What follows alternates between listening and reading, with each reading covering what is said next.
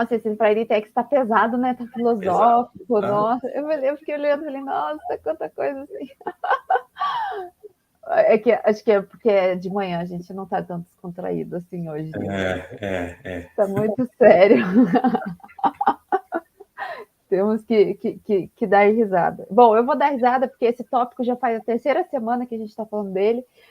Eu falei assim para o Nicolas, a gente foi bater a pauta dele, poxa vida, esse assunto de novo? Eu falei, pois é, mas tem uma novidade, será que a gente fala?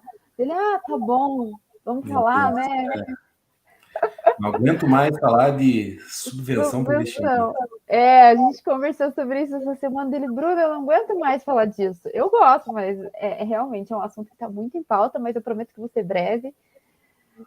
A gente, né, tinha uma situação em relação ao STF que tinha suspendido o julgamento do STJ, porém essa suspensão ela não foi efetivada, o ministro André Mendonça ele voltou atrás, então a decisão do STJ está valendo em relação à subvenção. Se você quer saber o que o STJ decidiu, assiste o nosso episódio passado, a gente explica bem bonitinho lá o que aconteceu. Mas, resumindo, né, a questão das subvenções para investimento tem que observar a Lei 12.973 e os contribuintes que são contribuintes do ICMS também, e já utilizam a subvenção, e aqui vai nosso alerta, precisam ficar com muito atentos, né, se as regras contábeis e tributárias estão sendo observadas na apropriação dessas subvenções na sua contabilidade. E por que vai esse alerta? Porque com a decisão do STJ, a Receita Federal se manifestou, dizendo que vai começar um processo de fiscalização em cima desses contribuintes que utilizam da subvenção para investimento. E se você não está observando as regras, né, vai o alerta para conversar aí com o seu contador ou procurar uma assessoria especializada, principalmente nessa questão, para corrigir isso e, muito provavelmente, a Receita Federal vai bater aí na sua porta. O que acontece? Vai ter, a gente já tem, né, no âmbito administrativo, alguns parcelamentos especiais, que são as chamadas transações, e um programa do governo que se chama Litígio Zero para as dívidas inscritas em dívida ativa, que é um parcelamento diferenciado, com algumas percentuais de redução. Vai aqui nosso alerta também, porque esse percentual não é aplicável para todo mundo, o que determina a quantidade de parcelas, os descontos e as condições cada contribuinte, a situação de cada contribuinte isolado. Então, se alguém dizer para você, não, você tem 40% de desconto em juros e multa, você tem isso, você tem aquilo, tem que tomar cuidado, né? Eu vou falar mais devagar, porque o Nicolas está me olhando com uma cara assim, Bruna, você está correndo. Depois ele puxa a minha orelha. Eu vou falar mais devagar. É que você, assim, que esse tema deixa você tão empolgada, Bruna, que você parece um motorzinho, né? Sim. Não, mas calma, vamos lá, respira, vamos... Assim, o nosso dia a dia, assim, temas que eu fico empolgada, o Nicolas, tá bom, fala. E eu começo e dele, repete que eu me perdi. Complicado, né? Mas vamos lá, então. Programas de parcelamento da Receita Federal, ou melhor, da Procuradoria-Geral da Fazenda Nacional, eles têm alguns percentuais de redução de multa e de juros.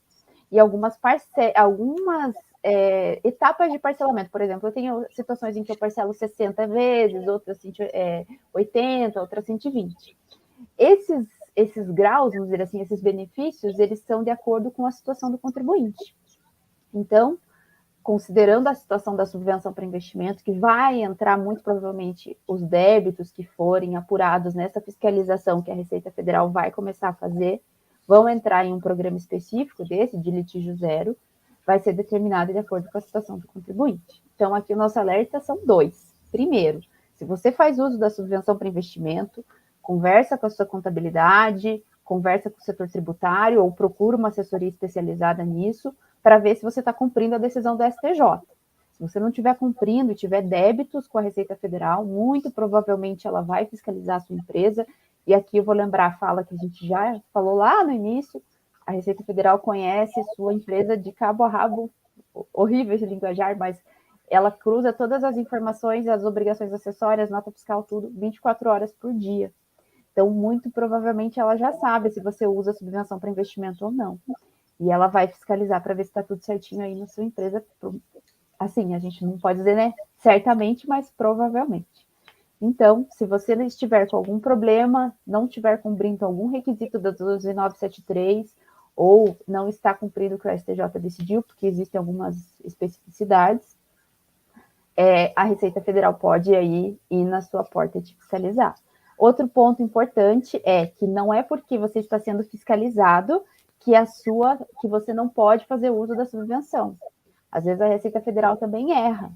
O contribuinte erra, mas a Receita Federal também erra. E ela pode, né, fazer uma fiscalização além daquilo que o STJ determinou.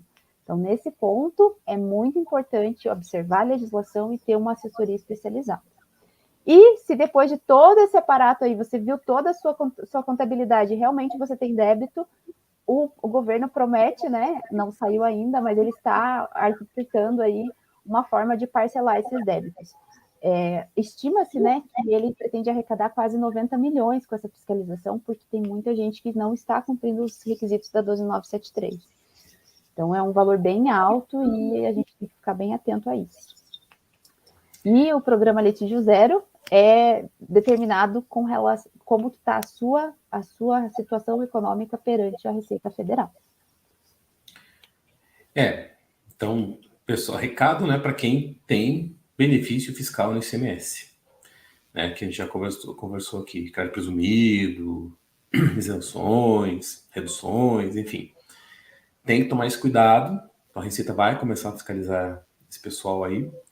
Então, a gente sabe que na prática, muitos têm e não fazem a contabilização correta, né? Não fazem toda aquela separação da 12973. Agora é hora de tentar arrumar a casa, para depois não dar problema ali. E para quem tem débitos, como a Bruna falou, a gente teve um caso, inclusive, aí, que a gente debateu recentemente sobre isso. Tem várias possibilidades, né? Existem várias possibilidades, então não é uma só. Então, mais uma vez, tem muita gente que vem oferecendo, eu vou reduzir tantos por cento da tua dívida ali, né? E só joga. A gente faz diferente. Eu sei que talvez não seja comercial, quer dizer, depende do ponto de vista, né? Talvez a gente não seja aquele tipo de comercial que chega e já dá o máximo que pode acontecer, porque nem sempre vai chegar naquele máximo, né? Nem sempre você vai conseguir chegar naquilo.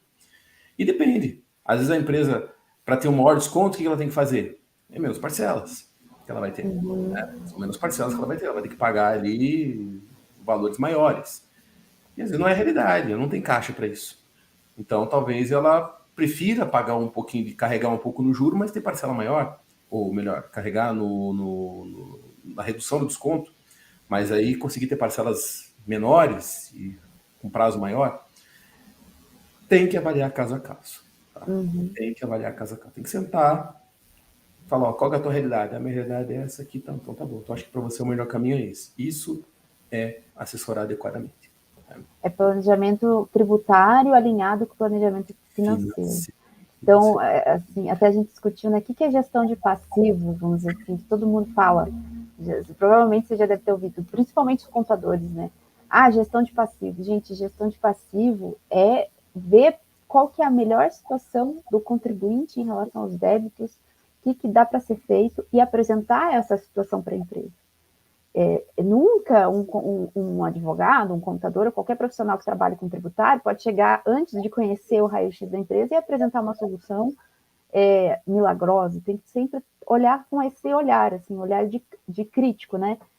Olhar a situação da empresa antes de prometer o mundo e o fundo. Eu prefiro pecar pelo conservadorismo do que chegar e prometer um sonho e não acontecer. Por exemplo, o caso da subvenção é um benefício tributário muito relevante e pode ter um impacto muito grande econômico para o contribuinte, mas não é um milagre. Precisa seguir as regras contábeis e tributárias, precisa observar principalmente as normas da contabilidade, que são os CPCs, e o contador tem que estar alinhado com a realidade da empresa. Assim como a transação e esse litígio zero são programas de parcelamento de dívida, mas antes de fazer esse parcelamento, sempre, né, olhar o raio-x da empresa e a realidade dela. Perfeitamente. Fica aí o recado bem relevante, tá? Bem relevante. Bem relevante. Next, vamos lá.